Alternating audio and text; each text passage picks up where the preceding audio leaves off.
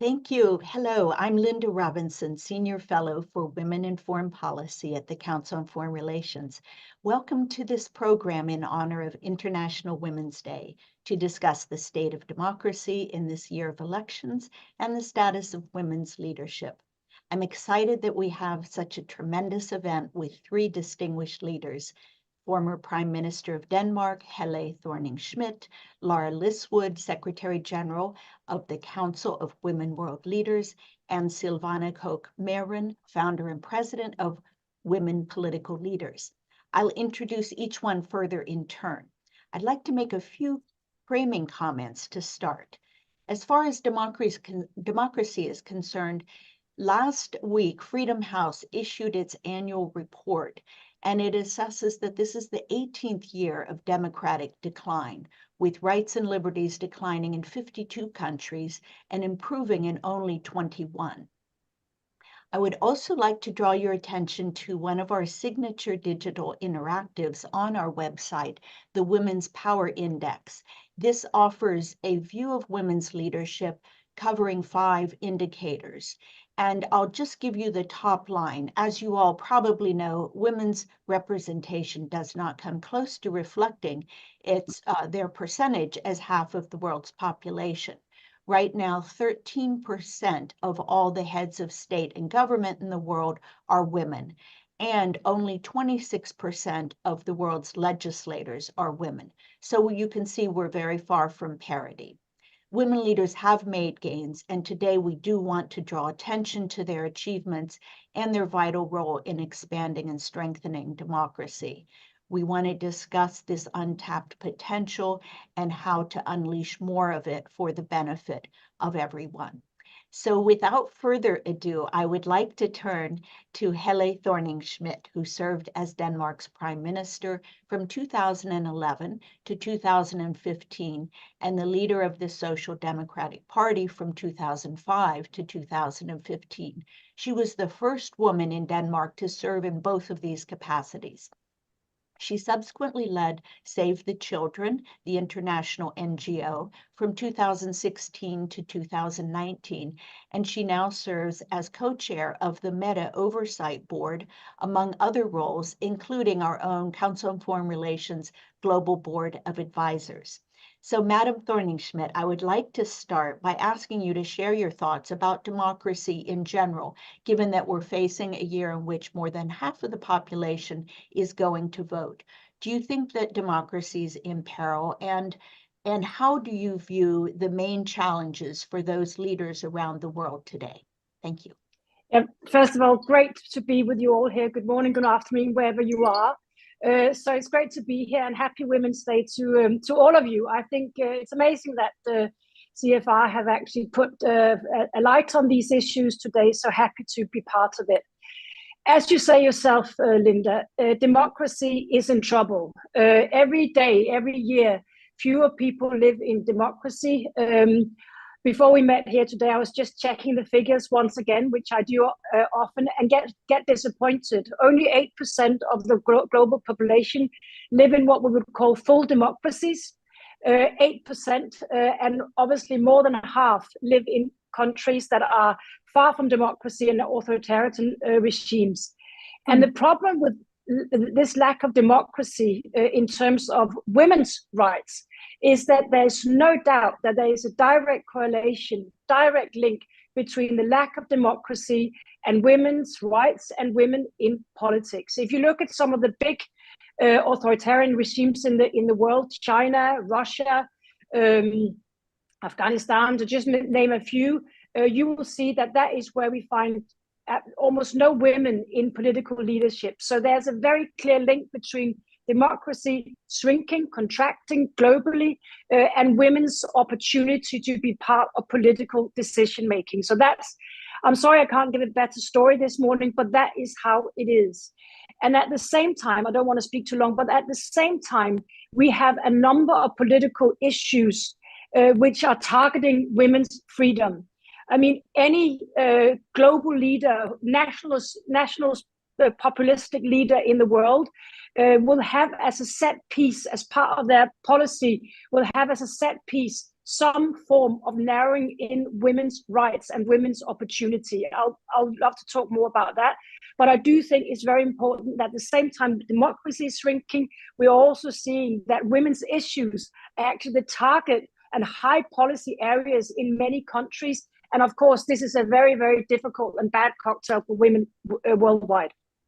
Yes, thank you. Thank you. I would like to follow up by asking you to draw a few lessons from your time in office, because you tackled complex issues during your tenure, including economic and fiscal crises, immigration debates, and the emergence of significant polarization. All of these factors, I think, are affecting the trends you just outlined. So I'm curious how you would look at your own experience and advise the leaders today on bridging these gaps and building coalitions and seeking to govern for everyone across these divides. Yeah, thank you. Obviously, you can't draw too much from very personal experience, and Denmark is a very small country. I realize that. But I do think it's important to know one thing about women entering as lawmakers, entering politics, is basically that women are much more targeted of misogynist targeting than men are. If we look at the threats of violence, sexual violence, death, online and offline that women are experiencing, it is much more women that are targeted with this kind of abuse when they enter politics. We are also seeing something which I think we need to look deeper into, that women's tenure, the time they are in office, seems to be shorter and shorter. I see that from an anecdotal perspective right now, where we are seeing women leaders stepping down in something that seems too early. We saw that in New Zealand and Finland, for example. So we're seeing that the tenure is shorter, and we need to work out why. And by the way, it's the same if you look at the big CEOs from some of the big companies worldwide. So my personal experience, and I didn't realize that so much when I was actually in office and I was leader of my party for more than 10 years, was that the level of misogyny which was thrown at me, even in Denmark, even in one of the Nordic countries, was actually quite amazing. And when we look back at it now, I just had a documentary made about myself and my time in politics. And it's very clear that when people are seeing that, they are shocked about the proof of misogyny that I was experiencing. And I do think it's important to talk about, because if it was only me, it's not important. But the fact is, it isn't. It's all women entering politics that we basically get measured on a broader spectrum, from are you a good mother? Why do you wear that bag? Why do you have your hair like that? Why do you wear those shoes? To our actual politics. So what we have to perform on, that spectrum we have to perform on, is much, much broader. And the broader the spectrum, the more the risk is, of course, of failing. So I do think we have to understand that there are so many things holding women back from entering politics. And another thing I think is so important, it is only when women is a critical mass of lawmakers that we will try to actually tackle the big issues that are women's issues. And that's the last thing I want to say in this section. Why does it matter that women are in politics? It matters because women live very different lives than men. Globally, regionally, in countries, we live very different lives. So we come into politics with very different experience. And that is why most people believe that if we want a more prosperous, peaceful world, we actually need half of the population to be more engaged and involved in policymaking. Thank you. Yes. And that fuller representation, I think, is important to emphasize. It's part of achieving full democracy, and it in no way means it's replacing the men, it's adding our voices. So thank you. And there's so much there that I could follow up on, and I do believe we'll get into more as we go, this critical issue of the online violence that women suffer disproportionately, the gender-based attacks, and that incidentally become more severe the more prominent women are, the more senior their position. So it's this escalating avalanche that women leaders have to face. What I'd like to do, though, in just our last few minutes before we open up into the next phase with two other speakers and then some dialogue among you three, I would like to ask you to give us a few highlights that you regard as signal achievements and successes that those women leaders currently have achieved. And I would just note, out of the 26 women heads of state, half of them are in Europe. And I think it would be very inspiring here to hear what you reflect on as some of the perhaps unsung or less noticed successes. Thank you. Yeah, when we talk about women entering politics and also at heads of states of government level, we tend to want to find out why women should be better leaders than men. I tend to not go into that, because even if they weren't, they should still be part of political decision making, just because we live such different lives. And that experience is important to get into political decisions, but also the representation, as you talk about, Linda. But the interesting thing is that people who have looked into this, and CFR, we've done that ourselves to look into this, and it is actually hard not to see that women tend to be a little bit more bipartisan political leaders. They tend to actually cross the aisle more. We see that in the US Senate. I personally, when I was in government, I worked with all the parties in our parliament. And mind you, this is Denmark, so we had 9 parties in parliament. So I worked with all of them from the far left to the far right. So I do think there is a little bit of, I wouldn't call it evidence, but something that tells us that women are actually quite good at working with different voices and different parties. The other thing I thought was interesting, that when we had COVID, there was definitely none of the women-led countries that fared worse than others. And there was also, when we looked at it, Germany, some of the Nordic countries, New Zealand, countries that were led by women that seemed to fare a little bit better than the worst run, at least Western countries. Look at the UK, look at US, for example. So I do think that there is a slight difference there. And perhaps the key is that women moving up through the system, we have always had to tackle this world where we had to listen a little bit more, be a little bit more, show a little bit more empathy in different situations. And perhaps that is a set of leadership skills that is very worthwhile to have in a crisis situation. And personally, my favorite these days is the Northern Ireland political agreement that we had a few months back, which was done by 2 women.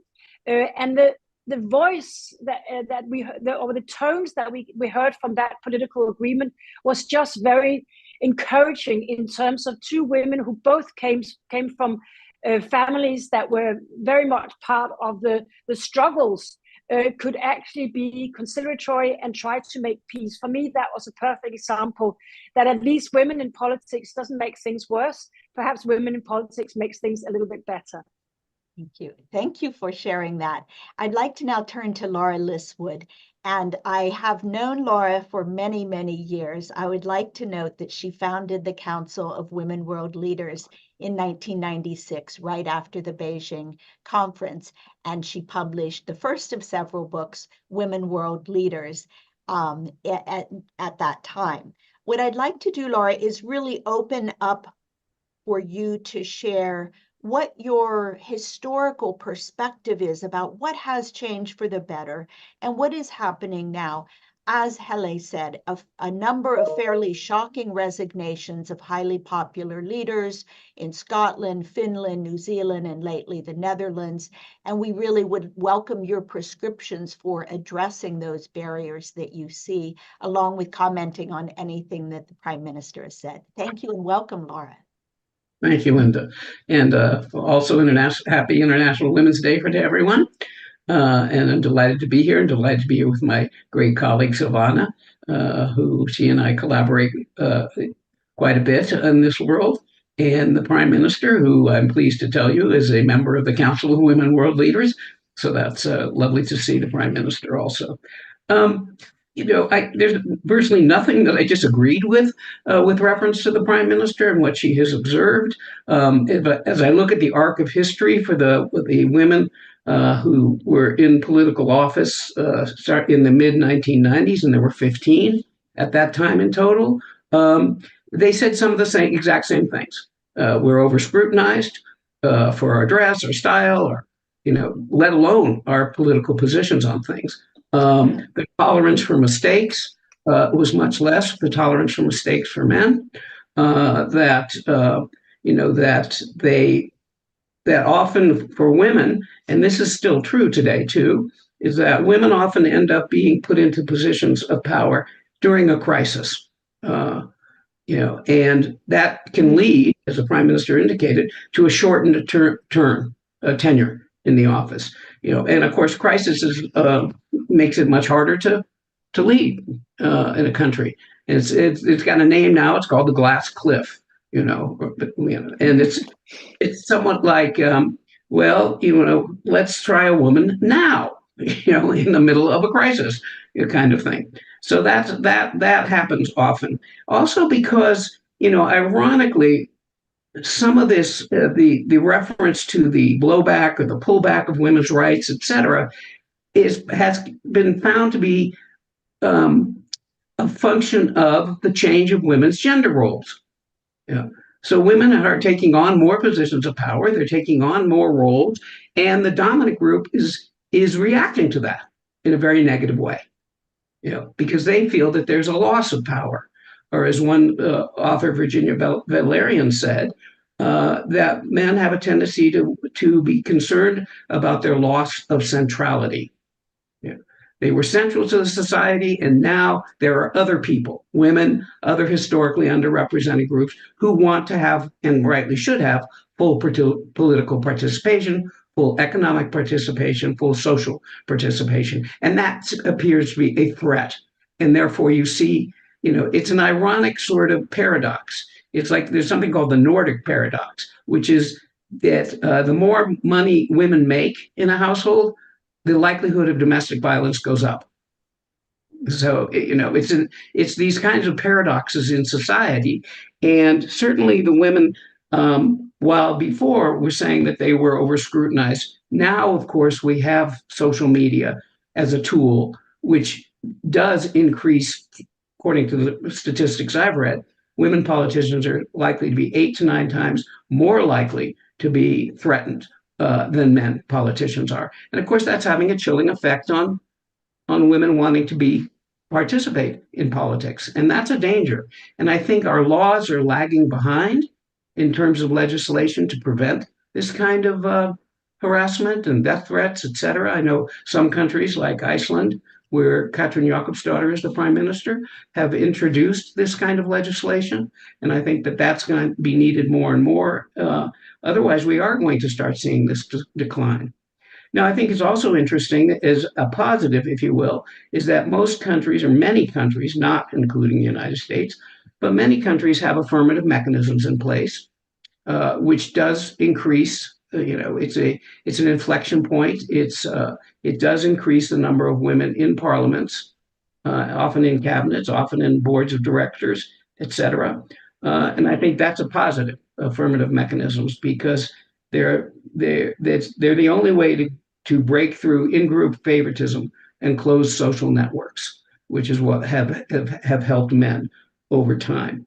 And I certainly agree with the notion of a critical mass. And again, that's why affirmative mechanisms work so well. So, sometimes people will ask me, do I think, we're making progress or not? And incidentally, let me put a comment to this.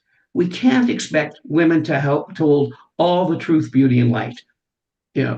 Women can be autocratic leaders as much as men can be autocratic leaders. So let's make sure we put that out there. Hopefully not as many, but I agree with the prime minister that women do have a tendency to bring differing skill sets to their leadership. Those are generally skill sets of a historically underrepresented group. empathy, listening skills, understanding the lived experiences of others. So that's a dynamic that women bring. But just I'll end my comments right now. I asked John Major. And asked him if this was a true statement. He was quoted as saying he called Boris Yeltsin, and he said to Yeltsin, "Tell me in one word how it's going in Russia." And Yeltsin responds, "Good."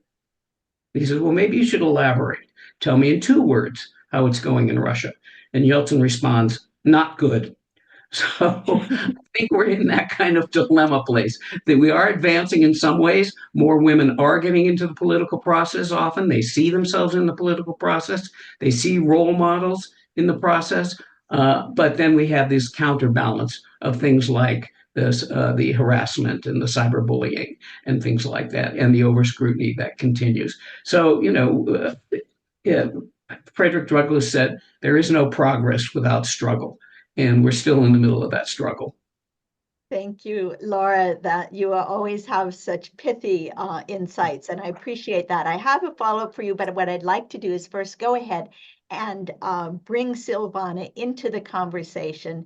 Again, president and founder of the Brussels-based Women Political Leaders Organization, which is specifically oriented to promote and support elected women leaders around the world. She served as a member of the European Parliament, representing Germany for a decade from 2004 to 2014, and is vice president of the parliament from 2009 to 11. Silvana, I would like to ask you, and as we've talked, I really value your own personal reflection from your experience, as well as the work you're doing right now, where you're constantly in touch with the world's parliamentarians. And again, the theme here is looking at both sides. What are the obstacles you see? But I really do want to highlight achievements today as well. Thank you so much. Well, thank you so much, Linda, for having me here. And it's such a critical issue, especially in 2024, when there is the huge opportunity to vote more women into elected office and get more women into political leadership of the world. That would be the opportunity. But I think a reality check shows that it's not very likely that this is going to happen. And there's a couple of reasons why. On the one hand, in many countries where we have a lot of women in political office, there are not as many women running again. And that has, there are patterns to that, on which I'll speak a bit later.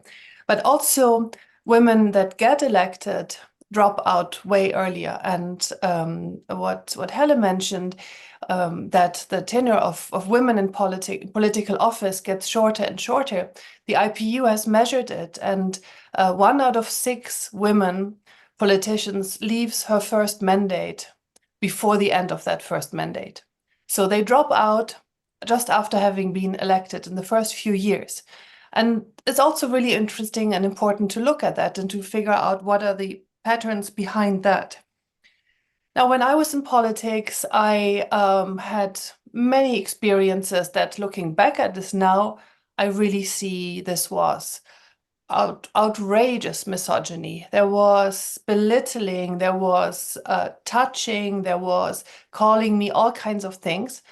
I didn't realize it, interestingly, at the time. I think what I did, as well as many other women in politics, we put on this, this guard that we do not want to let this get to us, because there's so much else that we already have to fight off, that this is yet another layer, and I decided to ignore it. It was only through conversations with my now my now teenage daughters, who look at me with big eyes, say, this is impossible that you didn't call this out. Why did you not do that? And this really was also part of conversations that we have again and again when we internationally meet in this organization's convenings of women political leaders, when peer-to-peer exchange is happening, and the only woman politician from Papua New Guinea talks to MPs from New Zealand, talks to MPs from Norway, and so on. And they realize, actually, my experiences, They're not only my experiences. And in the end, there are nuances, yes, but it's not that important where you're from. So what we did, just wanted to throw in a bit of data pieces, because I always believe it's so crucial and critical to have the empirical data to then not be brushed off by saying, oh, this is what you experience. No, we did together with King's College, Julia Gillard's institute there, we surveyed the women who are in political office about their experiences. What do they see as the barriers for their political advancement? And very high up, there was violence. There was online violence, online hate, and happening to an extent that where the tendency is only upwards. And a German organization, Hate Aid, doing incredibly good work, they had the data that for the German top politicians, on average, there's 30 hate messages per hour, meaning every 2 minutes, tick, tick, tick, you get a hate message or a violent threat, which is draining. But also importantly, and this is critical to point out, some of those online hate campaigns are orchestrated from within your own party. This seems to be surprising at the first hand, but actually it isn't, because political parties, which in most democracies hold the monopoly over the democracy, it's a setup where women are still the minority. They're still the odd one out, and they're still what Laura and what Helle described, the ones that now begin to advance to critical positions and become a bit of a threat. Now, there are some countries that had made already very successful strides, and others that are still at the beginning. But even those, some of the Scandinavian, some of the Nordic countries are seeing a decline. And let me just end by saying that you might have heard of this incident that Politico called Sofagate. And what happened there was that one of the most powerful women of the world, the president of the European Union Commission, Ursula von der Leyen, was on a state visit together with her male colleague, who is the president of the EU Council. EU is complicated. The two presidents, anyways, met the president of Turkey. There was the final photo op public session where all the cameras were there from the world media, and there were two chairs for 3 people. The 2 gentlemen take seat immediately and let her stand in the room. This is happening when one of the most powerful women is in a room with all cameras on. So now just picture a room with cameras off and think of how powerful women are treated there. Thank you. Powerful and important anecdote, Silvana, and thank you for mentioning Ursula von der Leyen. And I want to note also Roberta Metsola. So we have 2 women, not in our official count of women heads of state and government, but extremely prominent and important leaders in the European context.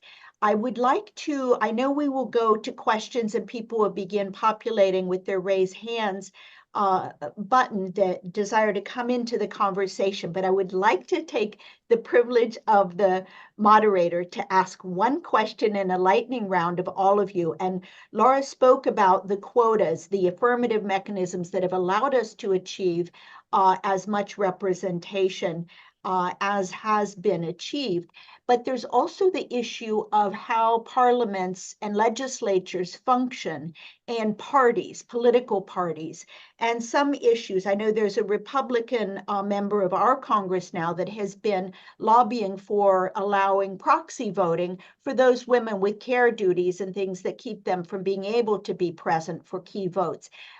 It's also the case, though you may have led parties, as in the case of the Prime Minister, party leaders can often be gatekeepers that keep women from having the positions of prominence that allow them to influence. So I'd just like to start with Prime Minister Thorning-Schmidt, if you have any thoughts about further mechanisms within parties and parliaments that would help increase women's influence, and then we'll go around the table for brief comment. Yeah, thanks. Two things, just brief. I think parties play a major role, and I so agree with Savannah that parties also can keep women back, but parties and their structure can do so much for promoting women. And many parties within the European Union have actually got all women shortlist. This is the case for Labour in the UK. And there's no doubt that you can have lots of opinions about all women shortlist, but it has changed the Labour Party over the last 20 years. If you see the Labour parliamentary group, you can see that difference. So that is a shortcut to trying to change that. And in many parties in the Nordics and other, you actually have mechanism policies that means that you have to have women in the forefront. Another mechanism that I know they're using in the British Labour Party is that you're not allowed to participate in all male panels. That will also make sure that women are asked to be on panels, and men has to recline and not go on to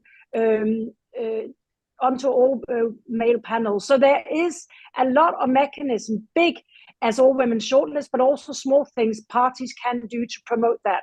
So that's the first round of this. The other one I think is very, very important as well. When you become a female leader anywhere in the world, politically, business, whatever, when you become a female leader, you also at the same time get a very serious obligation of promoting other women. There is this myth out there that women are not promoting other women because we love to be the queen bee and all that. This is not my experience.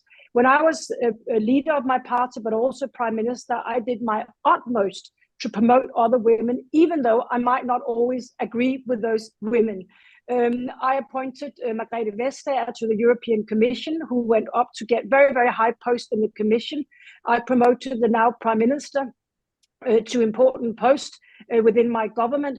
And this is the important thing. When women have power, we need to promote other women. I think we're doing that already, but let's use this day to remind ourselves that that is also an added obligation to women's obligations when they become leaders.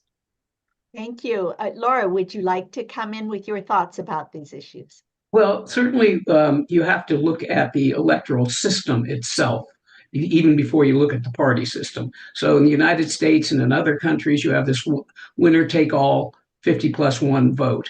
In other systems, you have the parliamentary systems, which are much more friendly to historically out of power groups because you can get into coalitions, etc. Other countries have what's called ranked choice voting. Ireland had that. That's how Mary Robinson got in initially. And there's another number of countries that have ranked choice voting, where you vote for your first choice, your second choice, and your third choice. And so those kind of sort of electoral systems are very important as gatekeepers or as encouraging. I think that the notion that women don't help other women, I completely agree with you, that's not true. That's just a myth that gets put onto women. Although we do need many more male allies as part of this whole process to encourage women, to get women, to protect women, to override concerns about women, etc. I also think that depending on, again, the system in the United States, for example, the financial barriers are huge. Particularly in the primary, to get for the women to raise the funds, that's a huge barrier for some countries. And I think simple things. I mean, I remember reading when the Swedish Parliament, after it got to a critical mass of women, decided that they'd stop running the Parliament until 10 p.m. They stopped at 6 p.m. But it happened only because there was a critical mass of women in the Parliament who said, we're not going past 6 o'clock. And of course, most of the men were internally grateful because they didn't want to go to 10 o'clock either. But they, for the cultural norms, they couldn't say anything or do anything. The woman come in and change the hours. So, I think there are practical things that can be done. There are mechanisms in place, party systems where you have a zipper system where every other candidate has to be a man or woman kind of thing. So there are, I rarely quote Donald Rumsfeld, former Secretary of Defense in the United States, but he had this concept of the known knowns and the known unknowns. Well, there are known unknowns That is, we know things and we just refuse to use them. We refuse to acknowledge we know them. So we have Silvana's got all the data in the world, rightly so. We know these kinds of things, but we just don't act upon them. So I think that's part of the challenge. Thank you, Laura. Silvana, what are your thoughts on the reforms we need? So I guess there is as Laura said, it of course depends on the electoral systems. But when a woman is a candidate and she's under attack, she needs a place where she can turn to get help. And in most countries, she's part of a party setup. If it's on a list or if it's a candidate in a certain, like in the US and getting elected not through the list system. So where does she turn to when she gets all this online hate? When there's hardly any legislation, and even if there's legislation, it's very little enforcement of it or capability to enforce it. So there needs to be a place for those women that face such adversary. And this needs to be both established in parties as well as in the parliaments when elected. It's a while ago that I was a member of the European Parliament, but I had at the time a stalker that threatened both my kids as myself. I first turned to the European Parliament. They said, "We're not responsible, you're German." The German government said, "Well, actually, this is not really our responsibility because you're in the European Parliament." And this kind of game is not something that's particular because it's EU Germany. It's because there is a refusal to feel responsible for a problem that seems to be gendered. And that I think we need to be very clear about. As Laura said, there's all the solutions we know. I mean, there are these the possibilities to act on it. We just don't see it happening. And there are places that have mandatory DEI training. Does it help? Certainly a bit, but this needs to be ingrained in the political system in every aspect of it, because the creativity that goes into circumventing rules, the country where the EU's headquarters is built, based in Brussels, it's mandatory to have at least 30% of women on the electoral lists. Okay, that works out. Sometimes there's even more women elected, but then in the government, because it's a huge multi-party coalition, there's a core group that takes the big decisions. There's never been 30% women in that, because as soon as it's about the real power, the real decision-making, we need these rules to be very, very granular and the affirmative actives happening. And then just finally, again, there's data out there on how to change things. IPU has, I don't know, 10 years ago, issued its first guidelines for gender-sensitive parliaments. Hardly any parliament around the world has maternity leave rules. So women are under huge pressure if they give birth during their time in politics to come back as soon as possible, a couple of days after giving birth, because her responsibilities, her jobs will be very gladly taken on by some colleagues, and sometimes she's even threatened to leave her mandate. So these maternity rules that are legislated upon for many other workspaces also need to exist for Parliament. Thank you. And I know there's so much we can get into with the expertise here. I want to note, I hope we will talk about some of the measures being contemplated to deal with the online violence and the artificial intelligence powered onslaught, as we saw in Taylor Swift in the episode with her deepfake porn. I think put that on the radar screen in a way that hopefully will hold feet to fire for some action. What I'd like to do is turn now to our events team to reiterate our ground rules and invite people in, and we will work to get as many of you into the conversation as possible in our remaining time. Thank you. Ladies and gentlemen, as a reminder, to ask a question, please click on the raise hand icon on your Zoom window. When you are called on to speak, please accept the unmute now button and proceed with your name, affiliation, and question. To view the roster of CFR members registered to attend this meeting, please click on the link in your Zoom chat box. We'll take the first question from Ronnie Goldberg. Thank you so much. Thank you for this wonderful discussion, slightly depressing as it may be. You've spoken very eloquently about women's leadership style and women's skills, but I wonder if you might say a few words about policy and substance. Some years ago, before her return to Pakistan, Benazir Bhutto came to the council, and she was asked whether in retrospect, or what in retrospect she would have done differently as prime minister.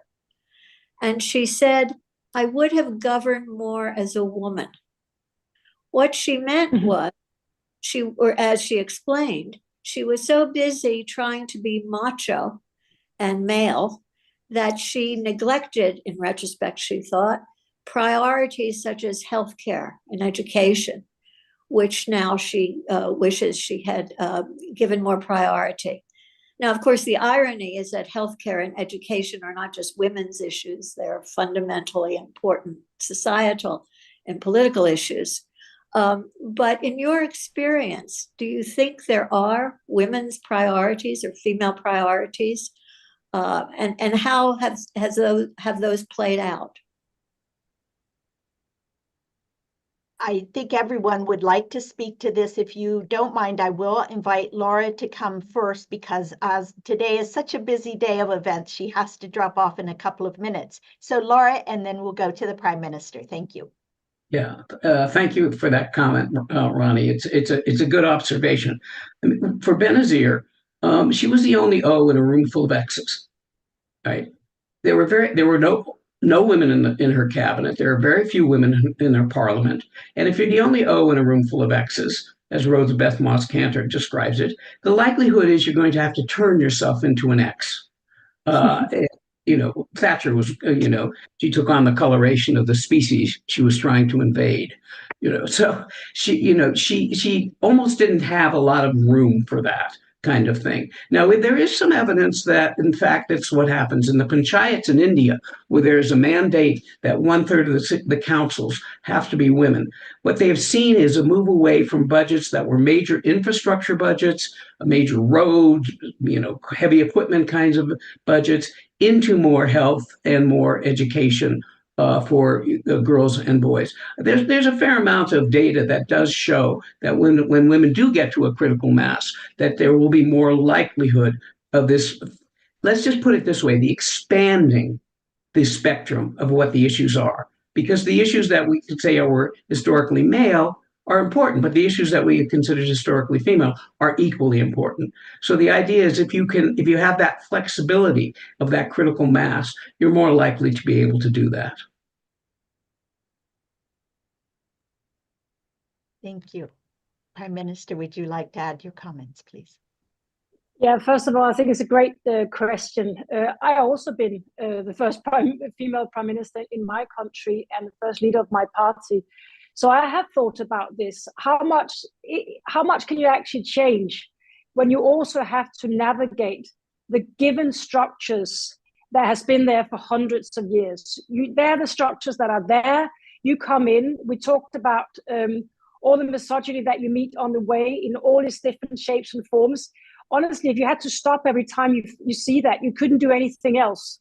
And it's the same with so many other things, that you have to live with the fact that you're moving into a system that is set in a certain way, and it's set by the hundreds of males that came before you. So that is what you have to navigate.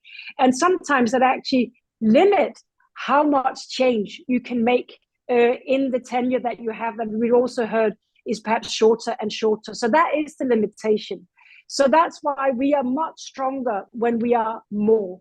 And there is a time when you are a critical mass of women, that you could actually start making a difference in the areas that matter to a lot of women.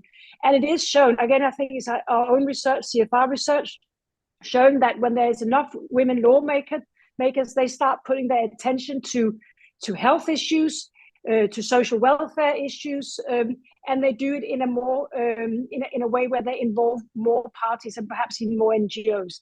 So there is a change of topics, and that comes down to this issue that I've talked about before today, which is basically that women and men live very different lives.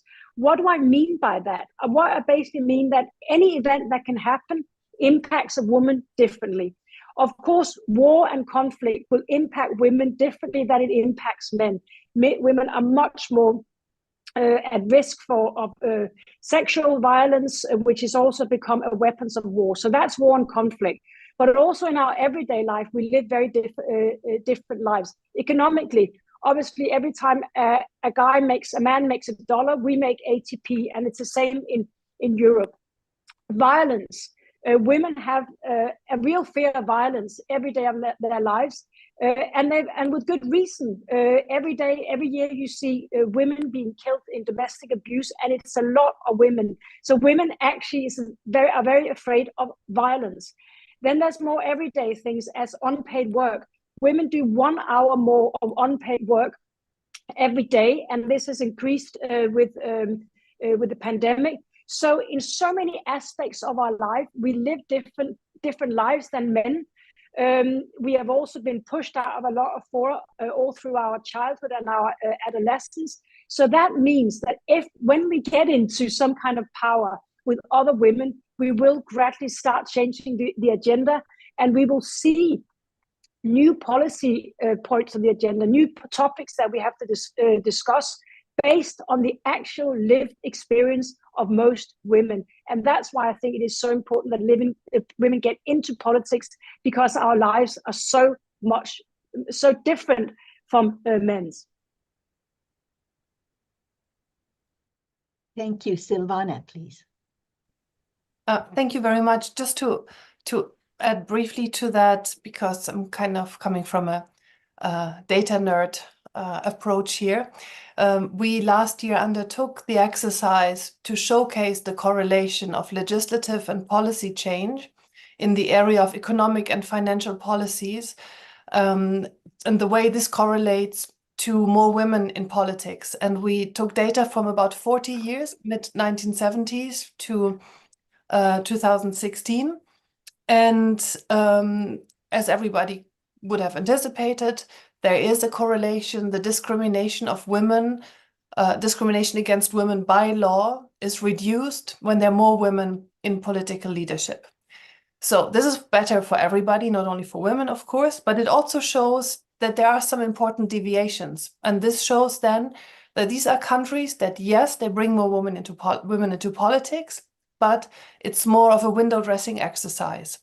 And that's a danger, of course, for the whole agenda of bringing more women into politics, because the expectation is things will get different.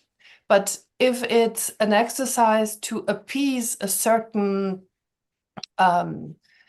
demand, but the access to the real influence isn't combined with that, then this can, of course, create a significant backlash. I'm not quite sure, to be honest, if there are real women's preferences for certain policies. I compare it sometimes to corporate careers, where a traditional place for women is HR, is communication, is those kind of things. And the CFO position is mostly with men. There are fewer women finance ministers in the world than there are heads of state. And for me, the equation is more, the more power, the more money is attached to a political position, the harder it is for women to get into it. And I'm sure there are plenty of extremely qualified and also ambitious women who would like to be finance ministers of major countries.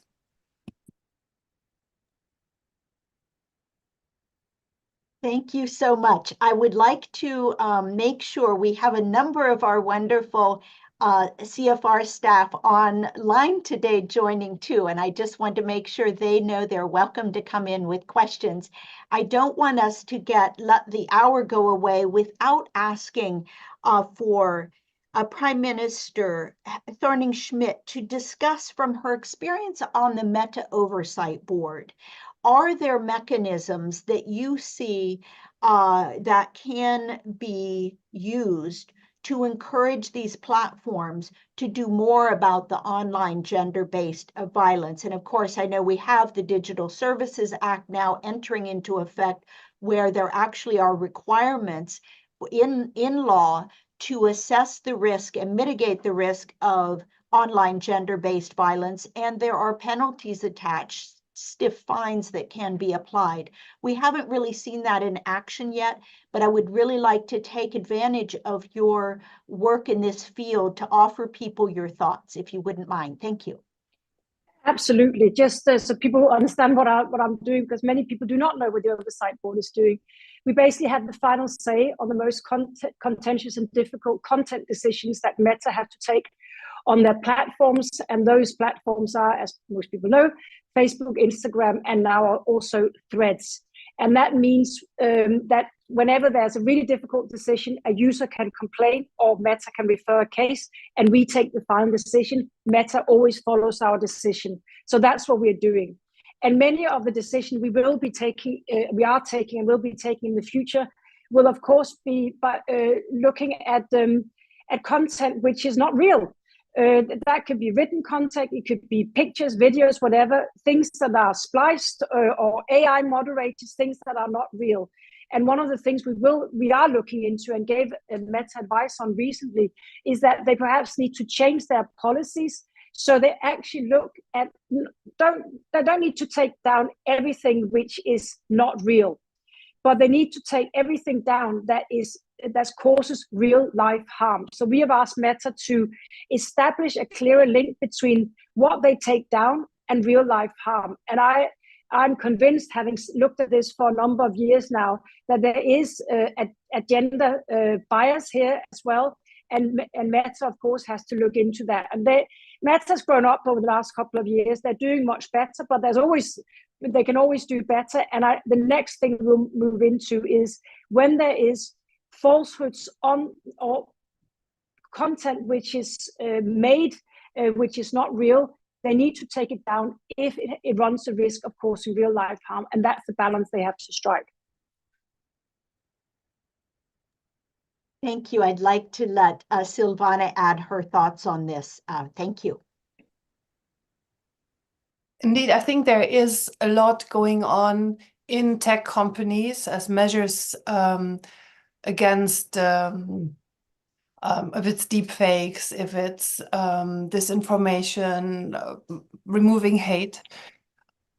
One of the challenges I see here is that a lot of the politicians don't know about it, and they also might not be in a position to really know how to apply them. I think there is this gap between what technology companies, also because there is a threat of regulation heavily leaning towards them, that they proactively take as measures, and what do politicians actually really know and are capable to apply.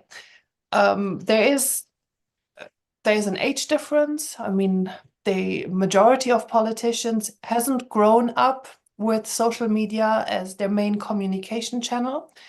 That definitely is something I think to take into account for tech companies.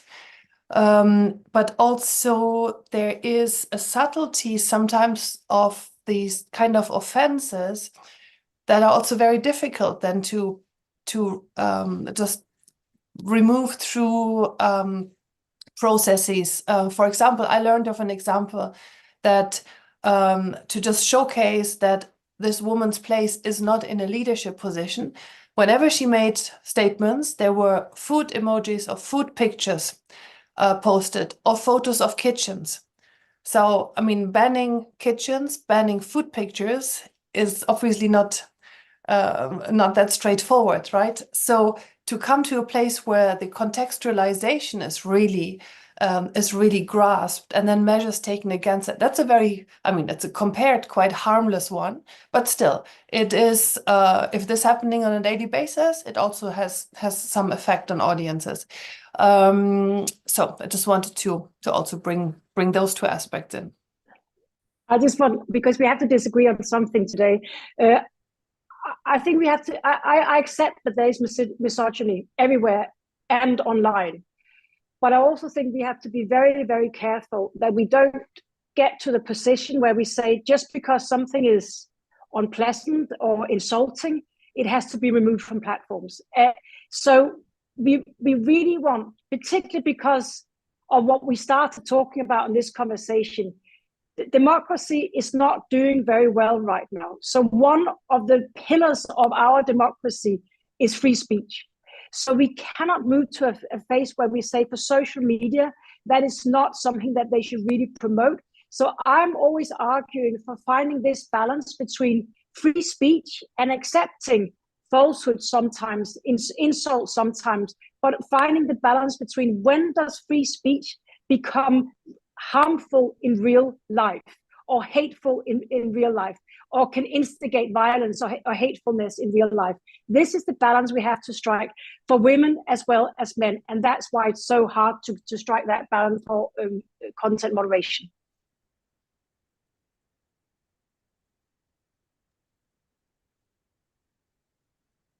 We'll take the next question from Madison Schramm. Thank you so much for sharing your insights, and to Linda for convening such a wonderful talk today. So I have a maybe sociological question, but I think it builds quite a bit on the last point you were saying, actually, regarding these images or gifs of things like the kitchen. So one challenge that I tend to see as someone who studies this from a distance is that the state is conventionally kind of highly masculinized, and we see these sharp divides between the public and private sphere. But there's actually there were quite a few women in the 19th century, for example, who were actually leading states: the Queen of Hawaii, Queen of Madagascar, the Empress Dowager Cixi in China, Queen Victoria. And looking forward or ahead, we see actually in science fiction, the new Dune movie came out, really interesting example of women's leadership. You know, are there avenues for us to kind of disrupt or challenge this association of the state as being this kind of masculine enterprise? So I guess one question is, do you think excavating these narratives and these histories could potentially help with that? Or looking forward to pop culture as perhaps a way of challenging our imagination for depictions of women's leadership could be another one? Thank you so much.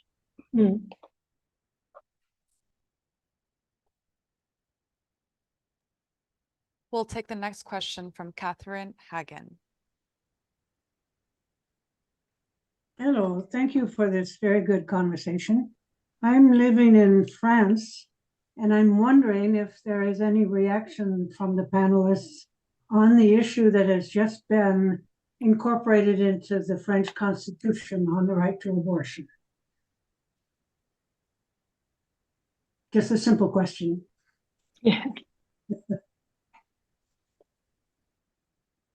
And we'll take the last question from Claire Bednarski.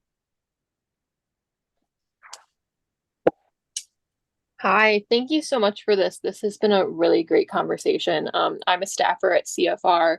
I'm an assistant to one of our vice presidents. And so as a junior staffer listening to this, I would just really appreciate if you could give one piece of advice to young women who are just starting out in their careers and entering this field. What would be your best piece of advice, or the one thing that you wish you could tell your younger self as they enter the workforce? Thank you. Thank you. So we'll go first to Prime Minister Thorning-Schmidt, and feel free to add any final thoughts, and then we'll wrap with Silvana. Thank you both. Yeah.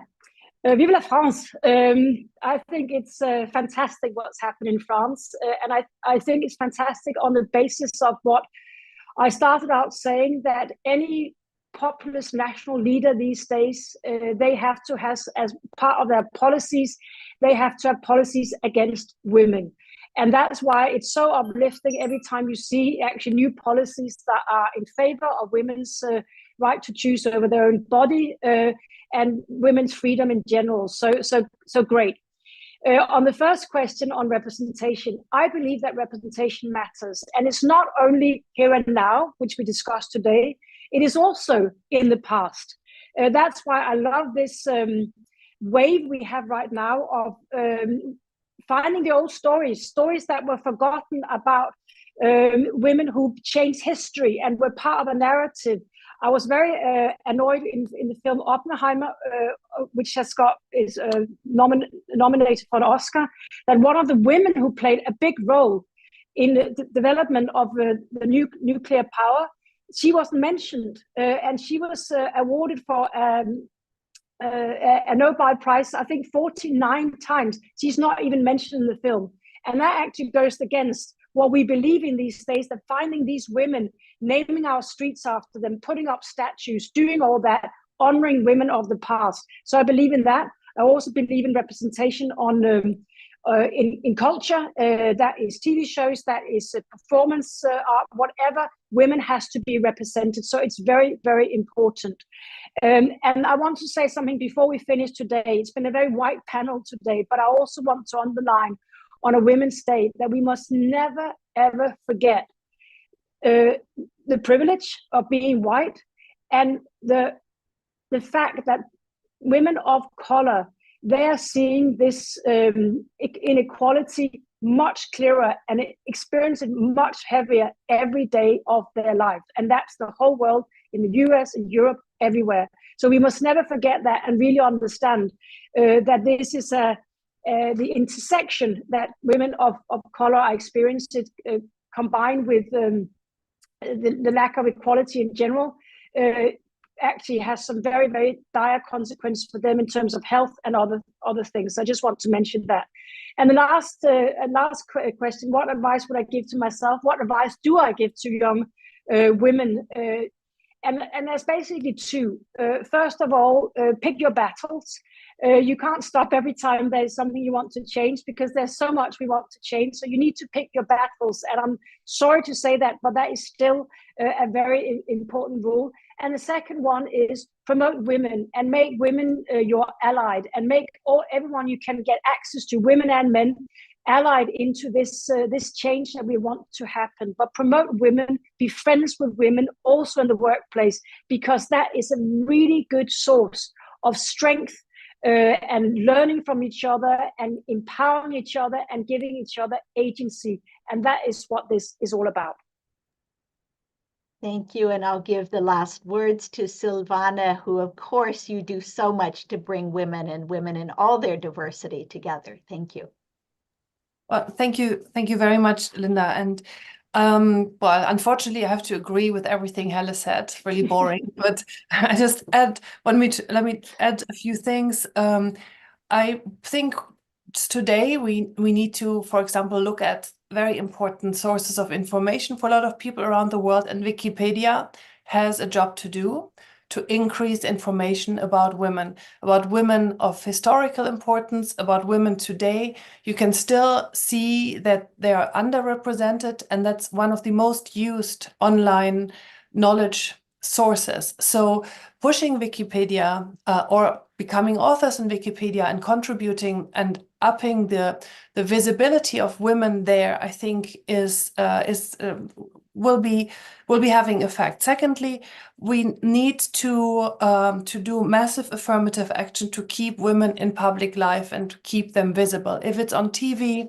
if it's in film, if it's in politics, because we see from those, again, data, if it's the UNDP's social norms studies that they do on an annual basis, if it's our own Reykjavik index on the extent of stereotypes that impact the leadership possibilities for women, there is a backlash happening. And unfortunately, it's the younger cohorts surveyed that have an increased prejudice to women in leadership. And that's really, really a problem. So we need to enforce the visibility of women in all their diversity, in age diversity, in different colors, in everything that Helle said in this public life. On the French constitutional right, I'm really proud of my neighbor country. I find it a really very important statement because what we see again across the world, that a woman's body is usually the first battlefield when it comes to a backlash. If it's about what women are allowed to wear or not, what they have to wear. So it's from clothing, it's from the right to owning their own, the decisions on their own bodies and so on. So to make a very clear point, it's a woman's own body. I'm really proud of France. And then finally, the piece of advice. So one technical one, if you go into politics, have a team with which you work on social media. Because you alone reading all those messages that you will get, it will drain you. It will make you less motivated to do something for society. And you want to be that leader with a positive outlook to make things better and not think, oh my God, what are these people out there? Why am I doing what I'm doing? So have a team with whom you can share and discuss and also have a cathartic moment every now and again. And secondly, don't compare yourself to Nelson Mandela, to Obama, to Angela Merkel. Your benchmark to start off, right, and to be better is the average mediocre male competitor in politics, okay? You don't have to be the superstar straight away. You might become it, but don't let yourself be judged against those big names, which women are often immediately put into that question. So what will you do better than the others, right? Be yourself and choose your competitors as well. Thank you both so very much. It's been a wonderful hour, and I want to thank everyone who's joined in. And to elaborate on what Silvana said for today, go and be in some of these wonderful gatherings, these celebrations that are occurring on International Women's Day. And I thank you again very much.